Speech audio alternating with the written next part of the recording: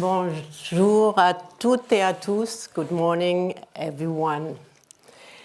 Nous voilà réunis ici à Paris and from everywhere in the world. C'est toujours un moment particulier quand le Festival de Cannes abat enfin ses cartes et révèle le film de la sélection officielle. Merci à vous d'être là. J'ai conscience que depuis quelque temps, les nouvelles qui nous parviennent du monde sont tout sauf rassurantes. Nous nous retrouvons dans un moment de grande incertitude et certains se demandent sans doute à quoi bon de parler de cinéma. Mais le Festival de Cannes est né dans un moment de grande incertitude. En 1939 exactement. Et c'est précisément pour cette raison-là qu'il a été créé. Parce que, dans ce moment-là, rassembler des films et des artistes du monde entier, ce n'est pas un luxe, c'est une nécessité.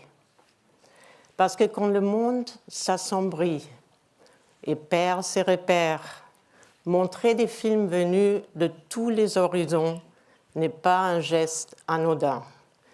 C'est défendre ce que l'humanité a de plus précieux, sa capacité à rêver et à penser librement. L'année dernière, nous avons accueilli des films et des cinéastes venus de plus de 50 pays. Le Festival de Cannes est l'un de ces endroits rares où une telle diversité de cultures ne s'oppose pas, mais dialogue. Le cinéma ne nous demande pas d'être d'accord. Il nous invite à être présents. C'est dans cet esprit que nous restons plus que jamais fidèles à nos valeurs. Parmi elles, la liberté de créer, bien sûr, mais aussi de s'exprimer, parfois de déranger. La liberté de créer pour tous les êtres humains, pour celles et ceux qui en sont privés, parfois dans leur propre pays, pour celles et ceux qui ne sont pas encore reconnus, mais qui le méritent, et pour celles que l'on voit encore trop peu, les réalisatrices, scénaristes, productrices, techniciennes. Le Festival de Cannes a une responsabilité claire, donner de la visibilité. Mais la visibilité ne suffit pas. Elle doit ouvrir l'accès au financement, aux projets, aux postes de décision. Car la lumière n'a de sens que si elle ouvre des portes. Il est important de préciser que nous défendons la liberté de créer pour tous les êtres humains, mais seulement pour les êtres humains. L'intelligence artificielle est déjà entrée dans le studio, dans les salles de montage, dans le processus de création. Nous ne fermons pas les yeux, mais nous refusons qu'elle dicte sa loi au cinéma.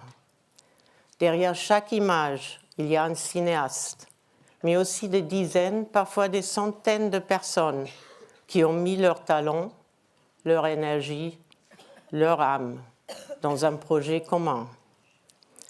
Un film n'est pas un assemblage de données, c'est une vision personnelle. Une histoire nous touche parce qu'elle vient de quelqu'un qui a vécu, qui a souffert, qui a aimé, qui a douté. L'intelligence artificielle sait imiter, très bien même, mais elle ne saura jamais ressentir. Je voudrais aussi réaffirmer une valeur essentielle, notre attachement à la salle de cinéma. À l'heure où les écrans tiennent dans la paume de la main, nous continuons de croire en cette expérience irremplaçable. La salle obscure reste l'un des rares lieux où nos différences coexistent sans nous diviser. On y entre parfois seul, on en ressort plus proches les uns des autres.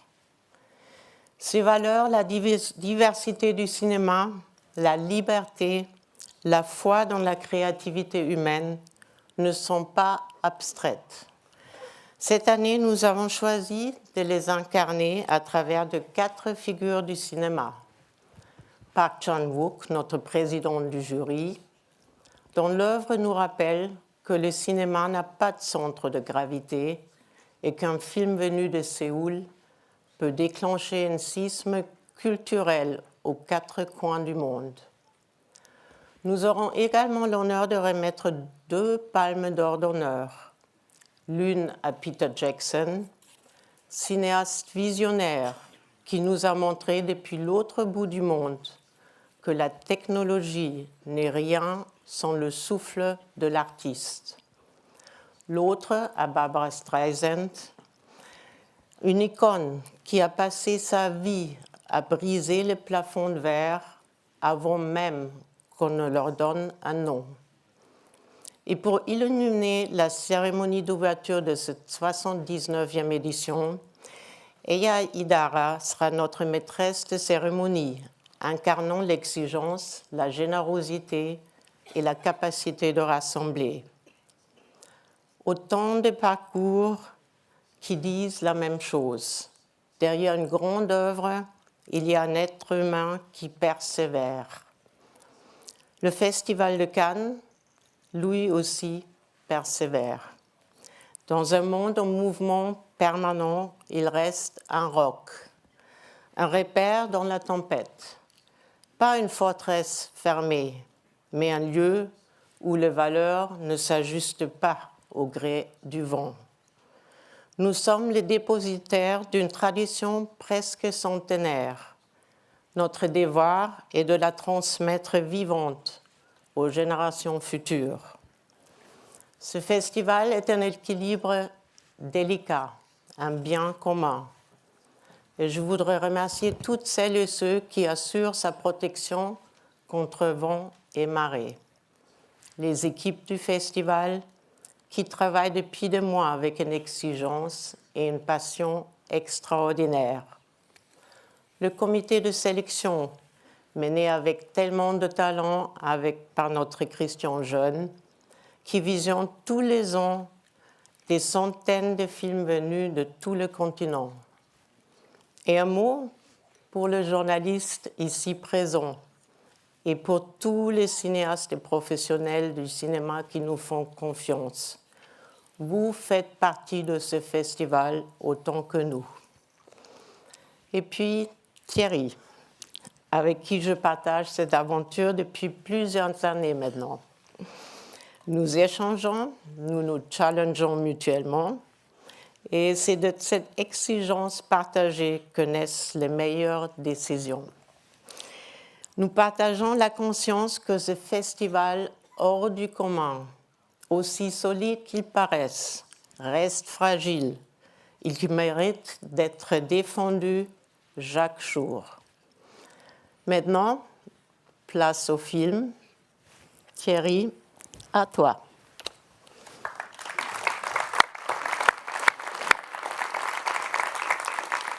Bonjour à tous, on se retrouve donc pour cette cérémonie traditionnelle où nous allons vous livrer la sélection, 95% de cette sélection, puisque comme il est de tradition et d'obligation, étant donné les contraintes d'urgence, d'arrivée tardive parfois de certains films, d'obligation de la terminer un peu plus tard et d'apporter les derniers compléments qui seront faits la semaine prochaine ou la semaine d'après. On se retrouve ici au Pathé Palace et à mon tour de remercier les équipes de Pathé de nous accueillir, d'avoir également le souvenir des équipes d'UGC qui nous ont accueillis longtemps à l'UGC Normandie et à l'UGC Montparnasse l'année dernière. Il est important pour Iris et moi, pour toutes les équipes du festival, et pour vous, j'imagine, que cette annonce, ce premier rendez-vous que nous avons ensemble pour lancer l'édition du 79e Festival de Cannes, se fasse dans une salle de cinéma qui, plus les nouvelles technologies de l'image avancent, plus les transformations des comportements de spectateurs, de la façon dont la façon que nous avons de consommer les images, plus les salles de cinéma, la salle de cinéma restera ce qu'elle a toujours été, c'est-à-dire, Iris l'a dit avec éloquence, un moment de partage et un moment de partage d'une œuvre sur grand écran qui n'est pas la même que sur petit écran. Saluer Michel Zlotowski qui est ici, qui, comme chaque année, assure la traduction. Et ça aussi, à Cannes, on devrait plus souvent rendre hommage aux traducteurs, il y en a partout. Et c'est aussi une façon d'assurer une bonne communication.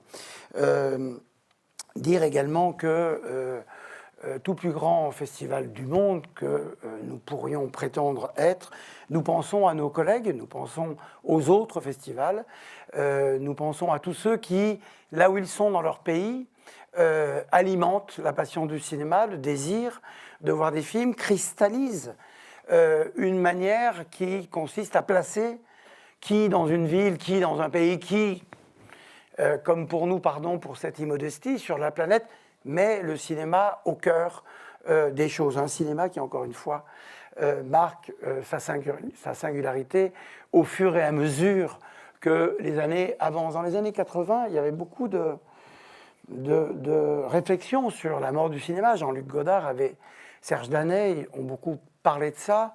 Et aujourd'hui, je crois qu'on peut quand même dire que les questions se sont déplacées, mais le cinéma, le langage du cinéma a gagné, il est partout. Il est partout, un post Instagram un peu monté, c'est le langage du cinéma. Et le cinéma est là, et les films dont nous allons annoncer la liste vont nous dire, vont confirmer ce que nous savons, l'extraordinaire vitalité universelle de la création mondiale. Avant toute chose, et comme il est également de tradition, je voudrais rendre hommage à deux personnes, Anthony Lalico, le photographe français tué en Ukraine, et à Lily Instinct, notre collègue de Locarno, qui dernièrement travaillait au Festival Nouvelle Vague de Biarritz. Ils ne sont plus là, mais on pense à eux et on leur dédie cette sélection. Je voudrais évidemment remercier tous ceux qui nous ont présenté les films. 2541 longs métrages ont été soumis à la sélection, c'est 1000 de plus qu'il y a seulement 10 ans. Quand je parle de vitalité, c'est aussi une vitalité presque quantitative, venue de 141 pays. On flirte avec des chiffres olympiques, mais là aussi, le désir de montrer des films dans un lieu où ils seront vus par le monde entier. On a coutume de dire que le festival de Cannes, de cette belle ville de Cannes, n'est pas un festival français, mais un festival en France. Et c'est en France que le monde entier vient, 2 semaines durant, se retrouver pour dire encore une fois que le cinéma est un art vivant, un cinéma qui n'est pas un art fermé sur lui-même et sur sa propre esthétique, bien que la sélection témoignera des nouvelles formes de cinéma qu'au XXIe siècle on peut rencontrer. Le cinéma est aussi là pour parler de la vie du monde. Il l'a toujours fait, Iris a rappelé. Il ne faut jamais cesser de le faire, les conditions dans lesquelles, en 2 fois, le festival est né, en 1939 et en 1946. Et dès 1946, avec les films de Rossellini ou de René Clément, le cinéma était là pour témoigner de l'état du monde. Iris l'a dit aussi, je le fais à mon tour, je voudrais rendre hommage à toutes les équipes du festival, à tous égards, et spécialement aux équipes de sélection menées par Christian Jeune, en remerciant Stéphanie Lamaume et tous ceux qui ont aidé à construire cette sélection.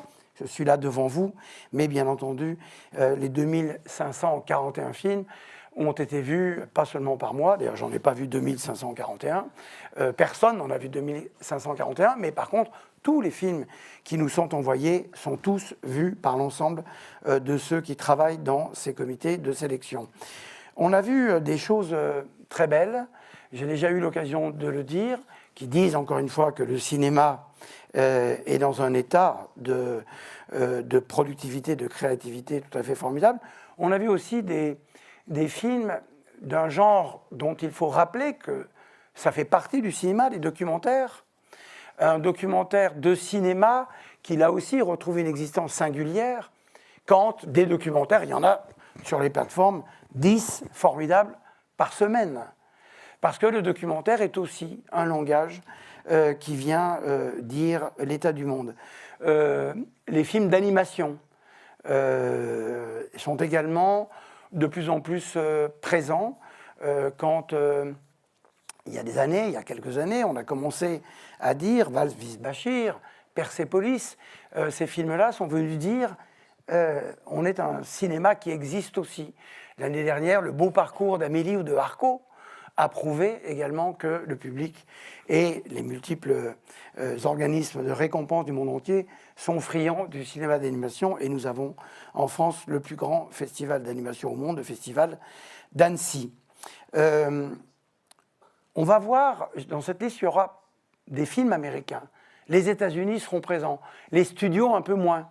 Et il faut savoir que quand les studios sont moins présents à Cannes, c'est qu'ils sont moins présents tout court, avec le type de cinéma qui pouvait leur permettre, jadis, de venir. Quand je dis jadis, ça ne veut pas dire que c'était il y a très très longtemps. Tom Cruise, Paramount sont venus il y a seulement 2 ans pour Mission Impossible ou pour Top Gun.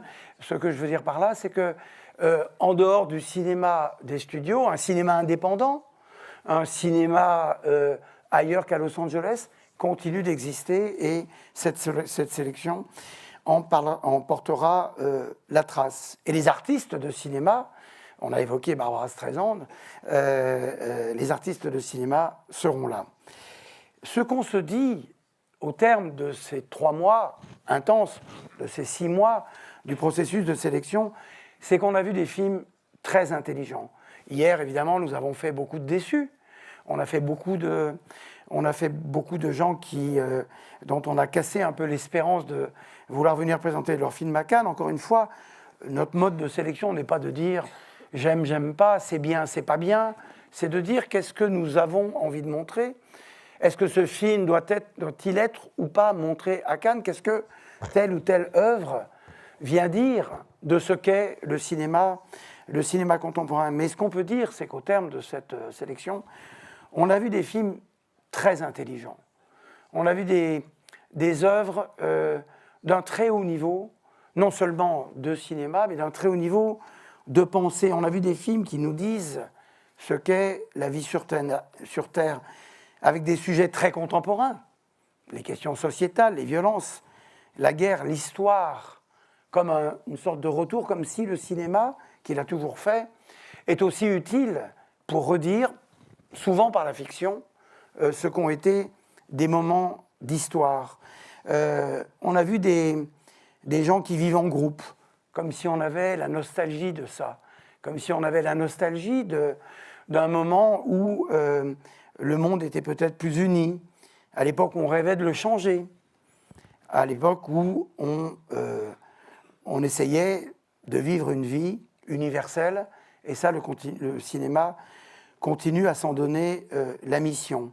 On s'aperçoit que le monde occidental a besoin de douceur, de chansons, de nature, et que les pays du Sud, comment le dire, les pays qui ne sont pas dans les sociétés occidentales, je mets beaucoup de guillemets à tout ça, ont eux besoin de sécurité, ont eux besoin de prospérité, ont besoin qu'on apporte du soin aux enfants et aux familles. Voilà ce qu'on a vu. Voilà ce qui dit que le cinéma, chaque fois qu'on voyait des films, on se disait, bon, on a eu raison de choisir cinéma quand on était jeune, quand on est devenu cinéphile, quand on s'est dit que dans une salle de cinéma, il y avait quelque chose, disait encore Serge Danet, qui nous disait qui nous étions et qui nous confirmait que nous appartenons bien au monde. Dans la section Un certain regard, qui est la section qui a été un peu réorientée ces dernières années vers le jeune cinéma, vers les premiers films, vers un cinéma peut-être plus planétaire, plus universel. Les films que nous allons montrer sont ceux... Alors là, on annonce une quinzaine de films. Voilà une programmation qui sera un petit peu renforcée dans les années à venir. Le film de Sode Yukiko, De toutes les nuits, les amants. On commence par ce titre-là, qui est l'un des plus beaux de toute la sélection. C'est un film japonais. Sandra Wollner est autrichienne. Le film s'appelle Every Time. Rudi Rosenberg est français. Entrée française dans ce certain regard. Le film s'appelle Quelques mots d'amour.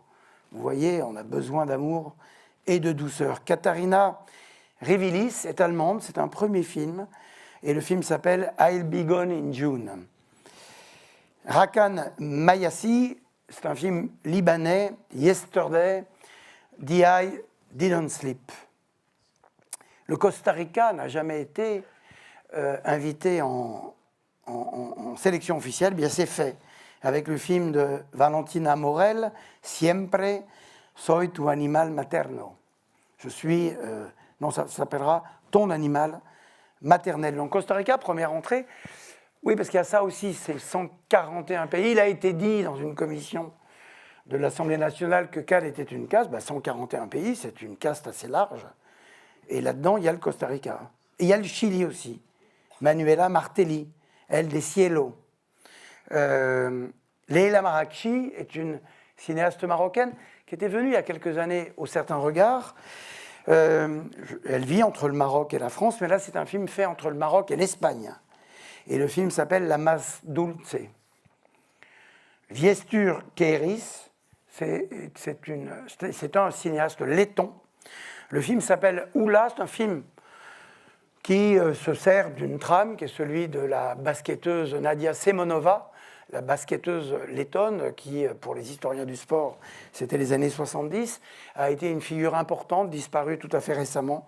Et ce film, qui n'est pas un biopic, est un véritable film d'auteur, comme si d'ailleurs on ne pourrait pas faire un biopic et un film d'auteur, donc je retire ce que je viens de dire, mais c'est un film sur la grande, à tout sens du terme, Semenova. Jordan Firstman, et c'est un premier film américain. Le film s'appelle Club Kid. Rafiki Fariala, cinéaste centrafricain, le film s'appelle Congo Boy. L'année dernière, au jury, Dieudo Hamadi était membre de ce jury et il a été un juré formidable d'ailleurs.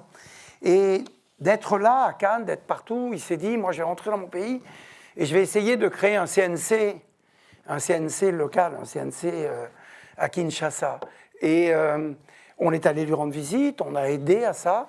Le projet est en bonne place. Et c'est important aussi que l'écosystème français, la manière dont les Français s'engagent pour le cinéma mondial, puisse aussi donner, en dehors de la création, ce type d'inspiration un peu plus structurante d'un cinéma et d'un pays qui est aussi, à sa façon, le témoignage que si on avait l'habitude de voir un cinéma venu de l'Afrique subsaharienne, du Sénégal, du Burkina, de la Côte d'Ivoire, du Mali, de Mauritanie, avec une pensée pour Abderrahmane Sissako, on a vu que depuis quelque temps, ça s'est aussi déplacé vers l'est de l'Afrique, vers l'Afrique anglophone, le Kenya, Akinola l'année dernière avec le Nigeria, mais aussi avec la Somalie, avec l'Éthiopie. Et là, c'est donc la République centrafricaine, mais aussi le Rwanda. Le premier film de Marie-Clémentine Duzabe Djambo. Son film s'appelle Benimania. C'est un film sur la réconciliation de cette tragédie, de ce génocide qui a traversé ce pays. C'est aussi un film, pour un premier film, qui est une étonnante œuvre de cinéma. Ce n'est pas seulement ce dont ça parle, donc vous pouvez imaginer que c'est un sujet extrêmement fort, mais le film a aussi sa force et son style. Louis Clichy, cinéma d'animation, le film s'appelle Le Corset. L'animation est présente au Certain Regard. Abhinash Bikram Shah, c'est un film népalais. Décidément, la caste n'a pas de frontières. Les éléphants dans la brume, c'est un premier film sur enfin, je vous le verrai. Bon. Non, parce que j'ai toujours peur d'en dire un peu trop, et en même temps, j'en meurs d'envie tellement le film est tout à fait singulier et nous montre pas seulement la société népalaise, mais quelque chose de très particulier à l'intérieur de la société népalaise, qui n'est pas sans rappeler nos sociétés occidentales à nous. Et le certain regard sera ouvert par le film de Jane Schönbrunn, un film américain, produit par Didi Gardner et Plan B, Teenage Sex and Death at Camp Miasma, cher Michel, sexe adolescent et mort au camp des miasmes. Hein, ça va, c'est à peu près ça la traduction. Bon, le titre dit pas mal de choses de ce voyage que le film propose. Voilà pour le certain regard qui sera un petit peu complété dans les jours à venir. Dans les séances spéciales, on y met beaucoup de documentaires, les documentaires qui vont concourir pour l'Œil d'Or, cette récompense créée il y a quelques années avec la SCAM, et à laquelle concourent également les films sélectionnés à la Semaine de la Critique et à la quinzaine des cinéastes. Quand je disais qu'il y avait des cinéastes américains, si les studios sont peut-être moins présents, mais ils seront présents à Cannes de toute façon, même si ce n'est pas toujours avec des films. John Lennon, The Last Interview, est un documentaire de Steven Soderbergh, Palme d'Or, il y a quelques années, souvent venu en compétition, mais qu'on n'a pas accueilli depuis très longtemps et qu'on va être heureux de voir revenir. Les Matins merveilleux, c'est un premier film. Non, c'est pas un premier film. Si, c'est un premier film, pardon. De Avril Besson. Premier film de fiction. On retrouvera dans Les Matins merveilleux la merveilleuse India Air et le merveilleux, pour moult raisons, Eric Cantona. Ron Howard, dont on avait déjà accueilli l'un documentaire, celui-là, c'est un documentaire sur le grand photographe Richard Avedon, qui est un film également qui n'est pas seulement pour nous raconter l'œuvre immense d'Avedon, ça traverse le temps, les époques, les sociétés, un certain état du monde de l'époque. C'est aussi presque, en cinéma, une manière de visiter des expositions, les expositions photographiques de Richard Avedon. Rehearsal for a Revolution de Pegah Ahangarani, c'est un film iranien, c'est un premier film qui est une façon de raconter l'histoire de l'Iran, pas tant l'Iran très très contemporain, celui qui se retrouve aujourd'hui au cœur des interrogations du monde. C'est un film qui raconte l'histoire de l'Iran, et d'ailleurs c'est tout à fait formidable de repartir dans cette histoire pour mieux parfois comprendre ce qui se passe ici. Christophe Dimitri Réveil, c'est un premier film, c'est un documentaire, ça s'appelle Les survivants du Che. Che, c'est Guevara, Ernesto Guevara, et quand Guevara se fait attraper en Bolivie, qui va être rapidement assassiné sur ordre de la CIA, tout ça est redit dans le film, il a des compagnons dans son groupe qui vont réussir à s'échapper et qui vont survivre à ce moment. Régis Debray est déjà ailleurs, déjà en prison, il témoigne dans le film. C'est un film dont la voix française est faite par Vincent Lindon et la voix anglaise, j'imagine espagnole, par Benicio del Toro, Les survivants du Che. Quand je disais tout à l'heure qu'il y a comme un besoin de repartir dans l'histoire pour mieux connaître notre histoire ou pour mieux raconter cette histoire-là dont les survivants précisément commencent à prendre de l'âge, voilà l'un de ces témoignages. Pareil pour ce film qui s'appelle L'affaire Marie-Claire de Lauriane Escafre et de Ivo Muller. L'affaire Marie-Claire, c'est cette jeune Française victime d'un viol et qui avait subi un avortement pour lequel elle était passée en procès, le légendaire procès de Bobigny.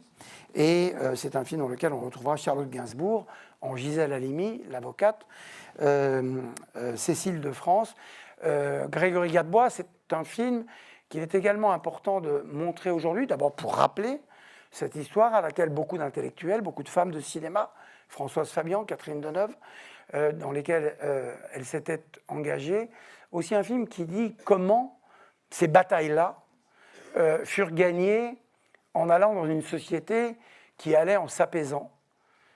Quand des militants de gauche, comme l'était Gisèle Halimi, aller voir des gens de droite pour essayer de les convaincre. Et c'est d'ailleurs Simone Veil et Jacques Chirac qui, quelques années plus tard, vont changer la loi. Voilà pour l'affaire Marie-Claire et les séances spéciales. Cannes Première, alors Cannes Première, vous commencez à vous familiariser avec cette programmation, précisément parce qu'en salle de Bussy, le certain regard concerne un peu le jeune cinéma, les primo-accédants au Festival de Cannes. Cannes Première nous permet de faire des premières, des avant-premières mondiales, des films qu'on a envie et dont on pense qu'il est important de les montrer. Nous avons déjà annoncé le premier film de John Travolta. Qu'est-ce que j'ai oublié? Ah oui, voilà, j'ai oublié. Merci Frédéric Castori. Dans les séances spéciales, parce qu'en fait, je vous disais que Éric Cantona joue un personnage hors saison du sud de la France dans Les Matins merveilleux, mais il est également le sujet d'un documentaire qu'on lui a consacré, David Triorn et Ben Nicolas. Le film s'appelle Cantona, et là, c'est le joueur de foot. Le joueur de football de Manchester United, Éric Cantona, pas seulement, partout où il est passé dans les clubs, où il a laissé des traces assez spectaculaires, comme chacun sait, en tout cas les footeux le savent, et c'est un film qui, c'était pas un temps il y a si longtemps, c'était les années 90, 80-90, et qui pourtant, là aussi, en se replongeant dans ce monde-là, disent à quel point il était un peu différent d'une autre. Merci Fred Cantona de David Triorn et Ben Nicolas. Donc John Travolta, disais-je, Propeller One Way Night Coach, vol de nuit pour Los Angeles. C'est un film réalisé, produit d'ailleurs par John Travolta.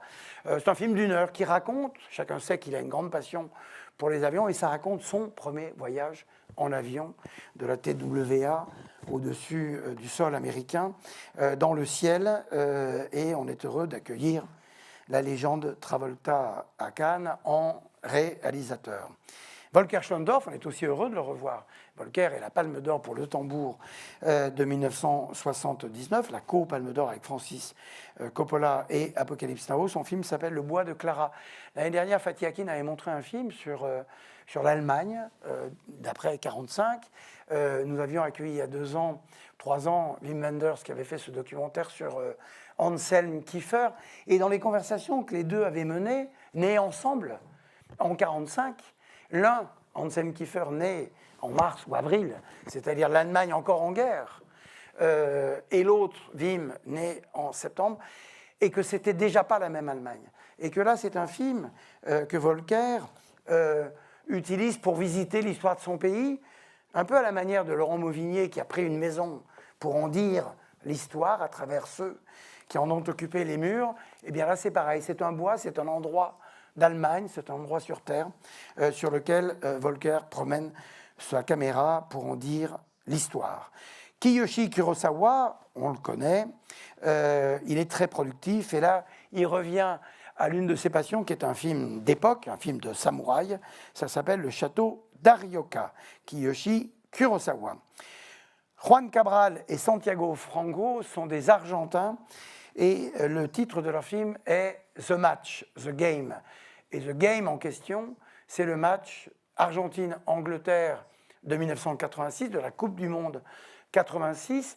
Et c'est un film qu'on veut montrer dans la salle de Bussy, Cannes Première, parce qu'à travers cette rivalité entre deux pays, entre deux équipes, l'Angleterre et l'Argentine, d'un match de la Coupe du Monde au Mexique en 86 qui se faisait alors que la guerre des Malouines était encore toute récente, qui avait opposé les deux pays. On apprend dans le film qu'il y avait quand même déjà quelques raisons de voir les deux pays se frictionner, et y compris sur un terrain de foot. Et pendant le mondial, on ne disait pas comme ça à l'époque, la World Cup de 1966.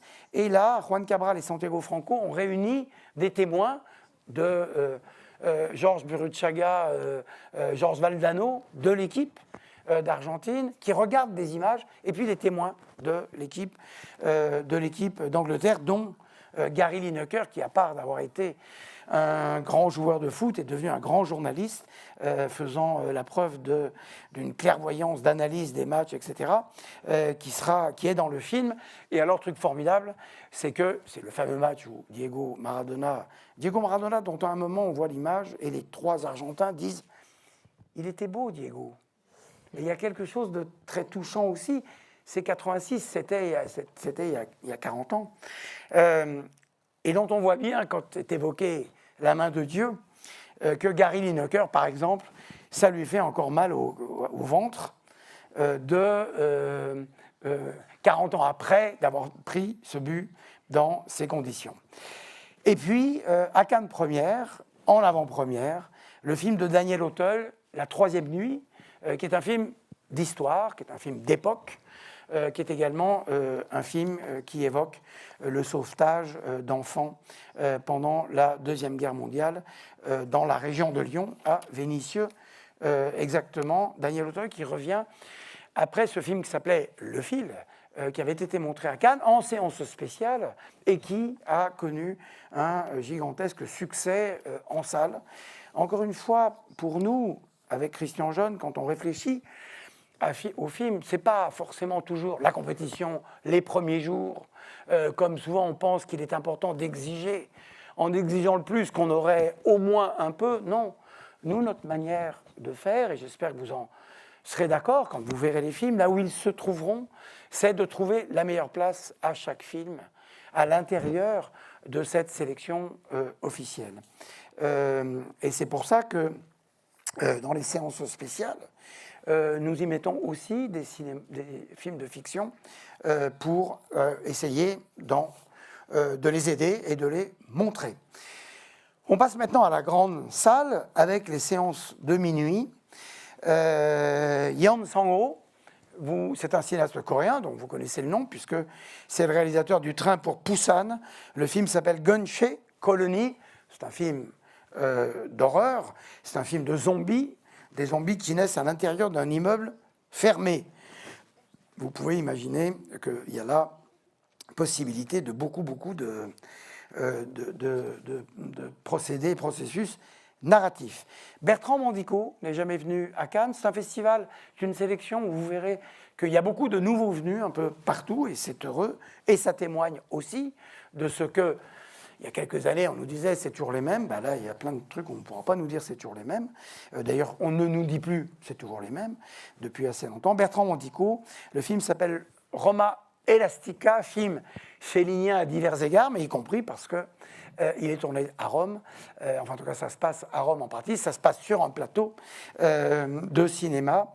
C'est un film dans lequel jouent Marion Cotillard et Noémie Merlan. Et on est heureux d'accueillir Bertrand Mandico et son cinéma si singulier en sélection officielle.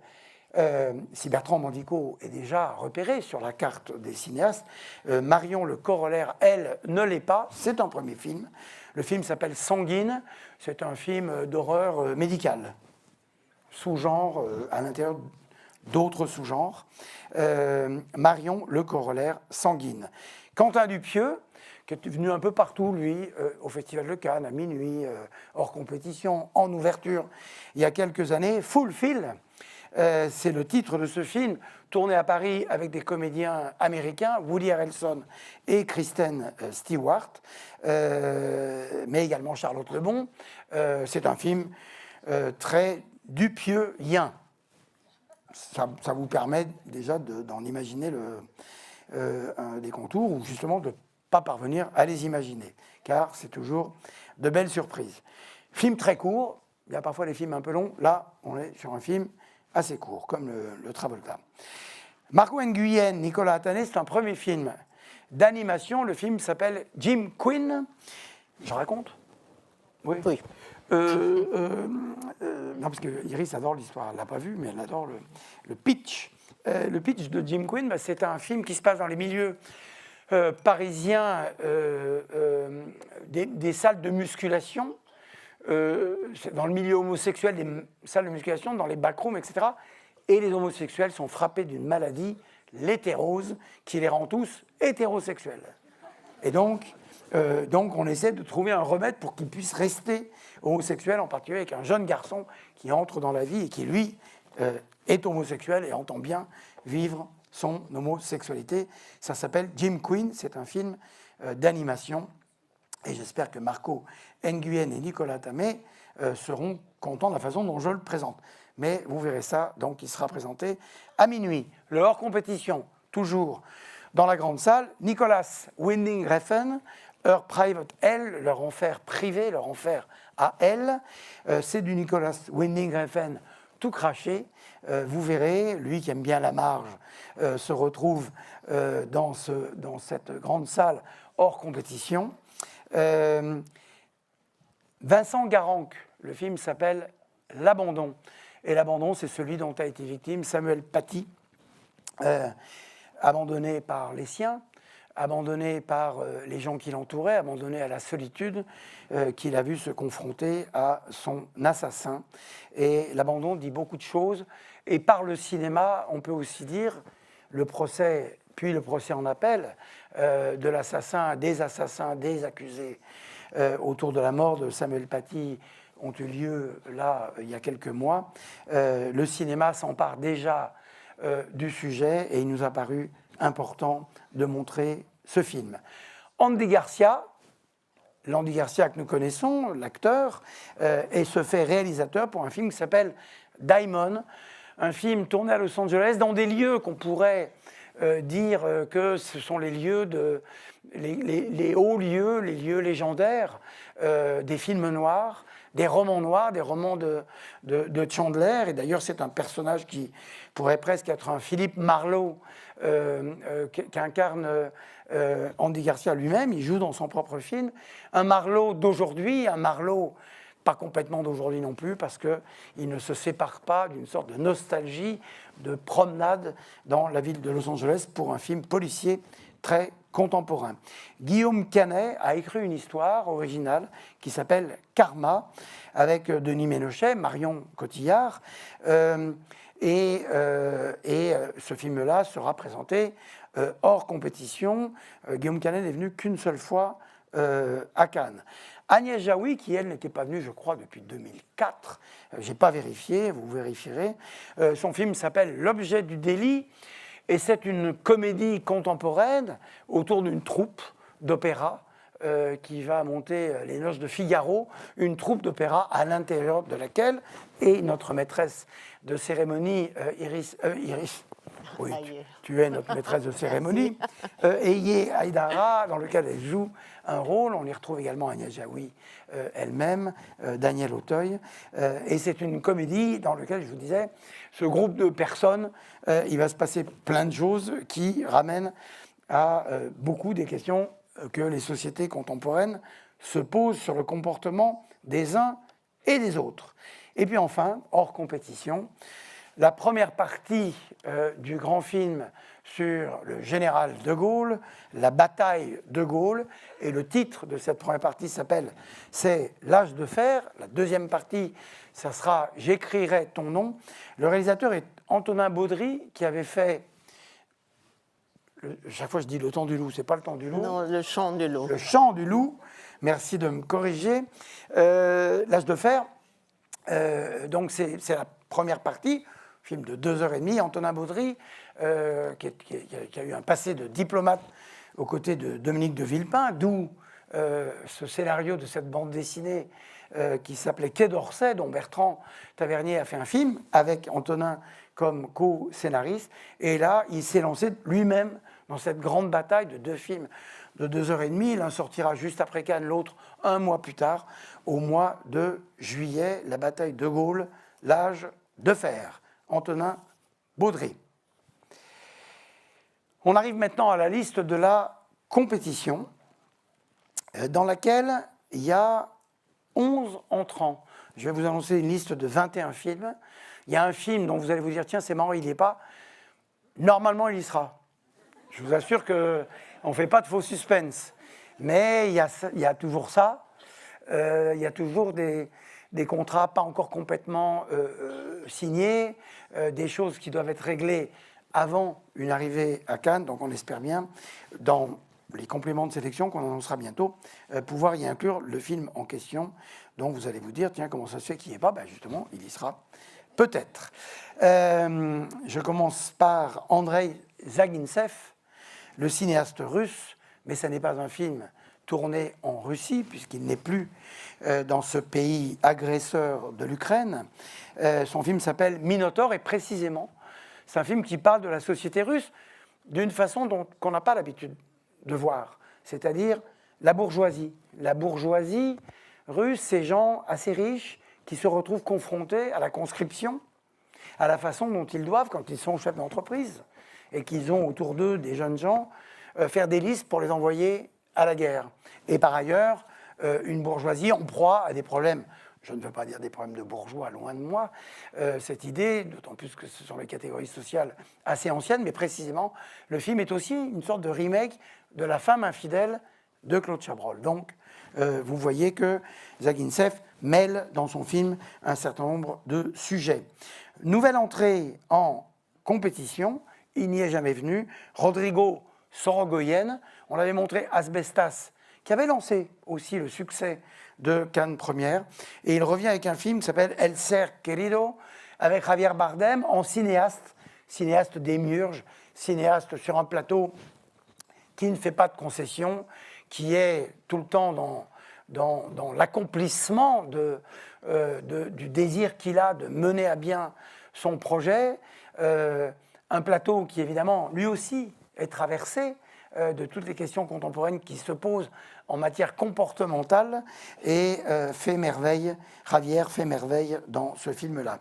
Ira Sachs, ça n'est qu'une deuxième apparition en compétition. Ce film-là s'appelle The Man I Love, avec Rami Malek, un film historique, d'histoire récente, sur la question du sida. Et quand on parle du sida de ces années-là à New York, frappant des artistes, il faut aussi dire que le sida continue de faire des ravages un peu partout et dans des pays qui précisément n'ont pas forcément toujours accès aux médicaments qui permettent, puisqu'aujourd'hui c'est possible, de le combattre ou en tout cas de l'éloigner. Pavel Palikovski, que j'ai croisé à Varsovie en décembre, et à qui je dis, qu'est-ce que tu fais? On n'a plus entendu parler de toi. Il fait, bon, j'ai un film. Et puis d'un seul coup, le film nous est arrivé, un film à la Pavel, un film en noir et blanc, qui là aussi parle d'un moment précis de l'histoire de l'Allemagne, 1945, le retour de Thomas Mann en Allemagne pour y recevoir le prix Goethe. Quand je parlais de films intelligents, je devrais dire aussi des films qui nous rendent intelligents, ou qui nous inspirent et qui nous donnent envie de faire attention à ça, à essayer de rester intelligent, tolérant. Et le film de Pavel Palikovski parle aussi de ça dans un pays où les gens qui étaient d'un bord ou d'un autre se croisent, la paix revenue. Et puisqu'on parle de ça, d'un film d'histoire, le Hongrois László Nemes a fait un film sur une figure importante de la résistance française, Jean Moulin. Le film s'appelle Moulin, il est incarné par Gilles Lelouch. Et ce film-là signe le retour de László Nemes, qui avait fait forte impression lors de sa première apparition en compétition avec Le Fils de Saul. L'entrée française, la première entrée française par la liste inversée de l'ordre alphabétique, est pour une réalisatrice qui vient donc pour la première fois en compétition, c'est Léa Missius. Et le film s'appelle Histoire de la nuit. Je mentionnais Laurent Mauvigné tout à l'heure. Eh bien, c'est un film qui est tiré de son film, qui s'appelle aussi, de son livre, qui s'appelle, son roman, qui s'appelle aussi, je crois, Histoire de la nuit. Christian Mungiu, qui pour son premier film avait obtenu la Palme d'Or, le cinéaste roumain, est parti faire un film en Norvège. Le film s'appelle Fjord. Et Fjord est une figure géographique, mais aussi une figure narrative, une figure scénaristique de son film, de comment agit-on lorsqu'on est acculé à prendre des décisions compliquées. Le film n'est pas un film norvégien, c'est un film qui se passe en Norvège et qui confronte une culture européenne, de deux pays européens, et qui pourtant peut-être ne voit pas toujours les choses de la même manière. Emmanuel Mar est un cinéaste belge, un peu français mais belge, m'a-t-on dit. Son film s'appelle Notre salut. Et c'est là aussi une façon de visiter la vie quotidienne, si j'ose dire, du régime de Vichy et de comment des fonctionnaires se sont comportés, comment ils essayaient aussi de gouverner le pays, quoi qu'on pense de la situation historique, politique, qui était celle de la France. Le film s'appelle donc Notre salut de Emmanuel Mars. Marie Kreutzer, vous vous souvenez du corset ? Là, on a un corset animé, mais le corset, elle était au certain regard, Marie Kreutzer, la cinéaste autrichienne, et ce film s'appelle Gentle Monster, le monstre gentil, et évoque la vie d'un couple quand soudainement l'un des membres de ces couples se révèle, quelqu'un révèle une facette de sa personnalité plus qu'inattendue et quelque peu monstrueuse pour son partenaire. Marie Kreutzer. On a 5 réalisatrices en compétition. En général, c'est 4 femmes, là c'est 5. Il nous est arrivé d'avoir des années où il y avait plus de réalisatrices. On est toujours à 25-28% de réalisatrices sur les 1541 films dont je vous parlais. Les pourcentages de réalisatrices, on sait que 25 n'avait pas été une grande année quantitativement, je m'entends, pour les réalisatrices. Là, 5 femmes, 5 réalisatrices, c'est plutôt un chiffre haut pour la compétition. Marie Kreutzer. Koji Fukada, c'est une première entrée en compétition, mais pas en sélection officielle, puisqu'on a déjà montré ses films au certain regard. Et bien là, quelques jours à Nagi, N-A-G-I, Nagi Notes, c'est son film, qui est un film du Japon campagnard, du Japon des solitudes qui se rencontrent, et on est heureux de voir venir Koji Fukada, dont le dernier film est sorti il n'y a pas très longtemps. On a un président coréen, et ben il aura à juger un film coréen, le film de Naonjin, qui arrive en compétition. Le film s'appelle Hope, c'est un film d'un peu plus de 2 heures, et qui est un film qui change en permanence de genre. C'est un film qui raconte une histoire qui n'est jamais, au fur et à mesure, partie de l'histoire qui a été racontée juste avant. Et on vit avec les personnages. C'est plutôt un film d'action, c'est plutôt un film, non pas un film de genre, oui, disons ça, et Park Chan-wook, qui a fait rentrer aussi. Avec Guillermo del Toro, on va fêter les 20 ans de l'arrivée du Labyrinthe de Pan, dans une copie restaurée de Cannes Classique. Et eh bien, ce film-là est aussi un film de genre. Je reviens d'ailleurs, puisque je parle de Cannes Classique, il y aura... à Cannes Classique, il y a des restaurations de films, il y a des documentaires sur le cinéma, mais il y a aussi des films qui questionnent l'histoire du cinéma, soit par la fiction, soit par le documentaire. Et puisque je vous parle à vous, je vous dis à vous qui êtes des critiques, qui êtes des journalistes, je vous dis déjà que nous montrerons le documentaire sur l'histoire de Michel Firck. Michel Firck était cette critique de positif qui, dans les années 60, s'est engagée du côté de la guérilla guatémaltèque et qui est morte là-bas, très jeune, à moins de 30 ans. Et c'est une femme qui était une grande légende chez les rédacteurs, en particulier de Positif. Et là, le réalisateur du film est allé chercher des documents tout à fait inédits qui aussi disent un peu ce qu'était cette époque où on s'engageait de cette façon-là jusqu'à y laisser la vie. Koreda, Hirokazu Koreda, lui, c'est pas la première fois qu'il vient en compétition, et a fortiori qu'il compétitera, merde, comme on dit le mot, qui sera bon, pour la Palme d'Or, puisqu'il en a déjà obtenu une.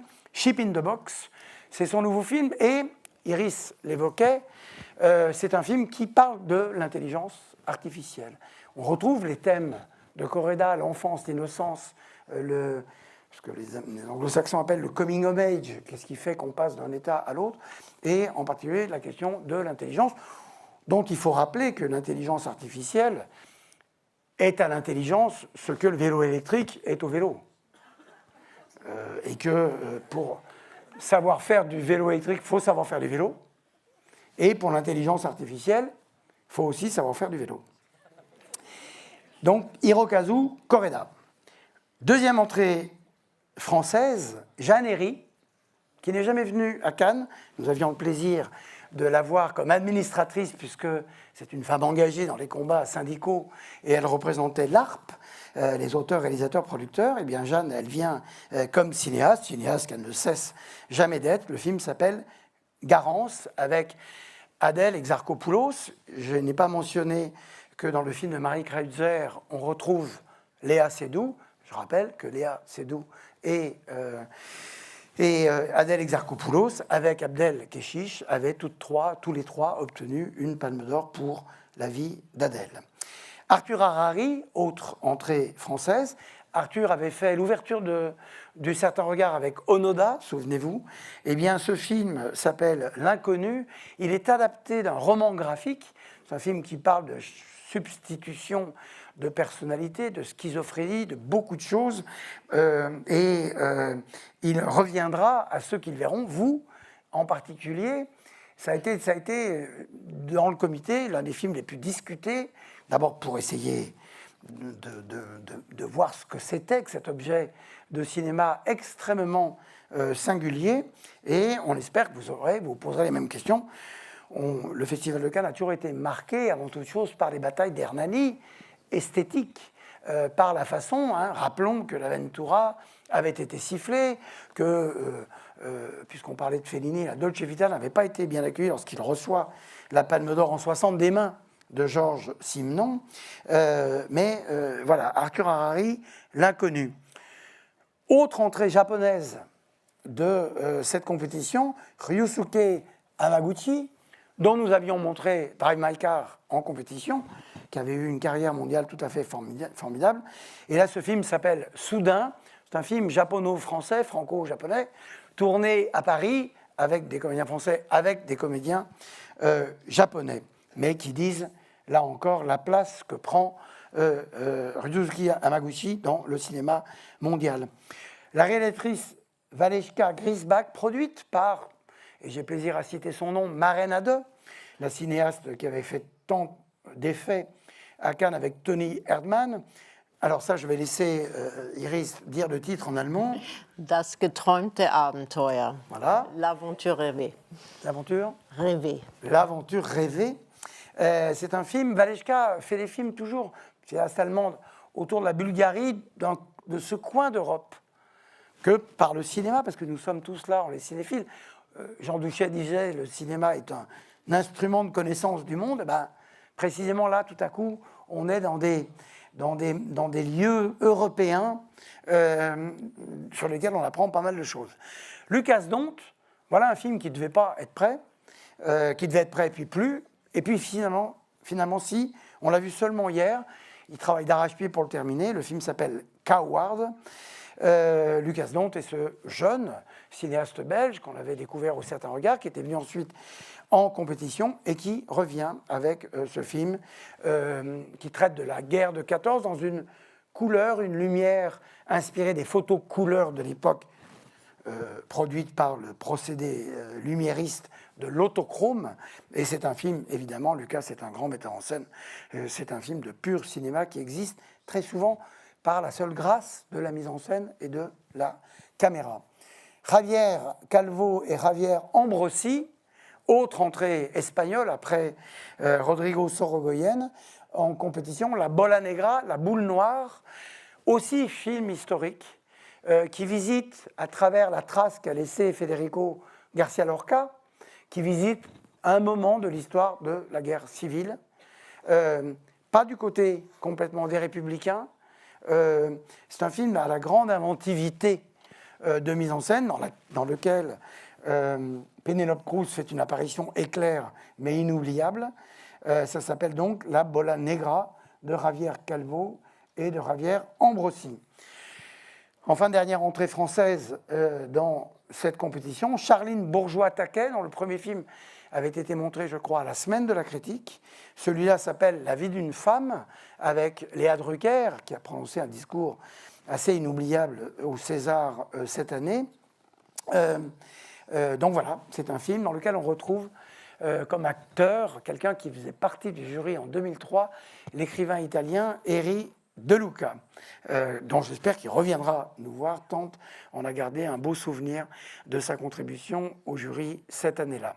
Asghar Farhadi, qui ne peut pas tourner dans son pays, l'Iran, donc il est venu tourner en France un film qui s'appelle Histoire parallèle, au pluriel, et en effet ce sont plusieurs histoires qui mêlent un coin de Paris, des gens qui se regardent d'un immeuble à l'autre, des destins qui se croisent, et les comédiens français qui, sous la baguette de Asghar, sont des comédiens d'une histoire d'Asghar Farhadi. C'est-à-dire qu'il fait un film en français, mais c'est quand même un scénario. C'est pas la première fois d'ailleurs qu'il fait un film en France ou qu'il fait un film en Espagne, pour lequel il avait ouvert le Festival de Cannes.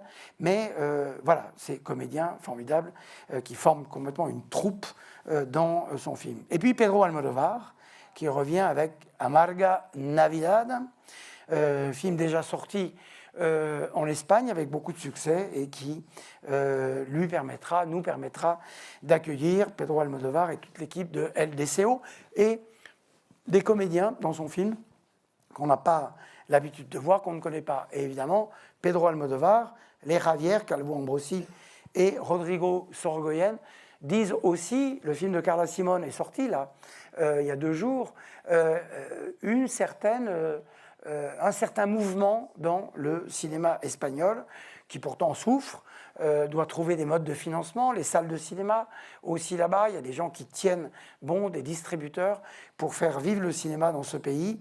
Eh bien, ce pays continue aussi de produire des artistes formidables.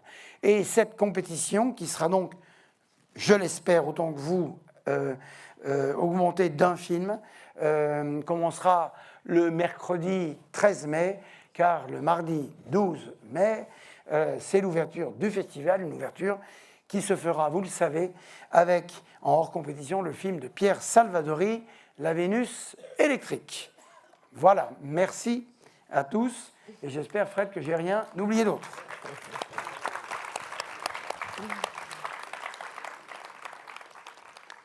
Donc on vous donne rendez-vous le mardi 13 mai, et avant, pour ceux qui arrivent avant, c'est le 79e festival. L'année prochaine, c'est donc le 80e. On est heureux de vous avoir vu aujourd'hui. Merci d'être là. Et merci d'être là toujours à nos côtés, aux côtés du cinéma et aux côtés du Festival de Cannes. Merci à vous. Bonne journée.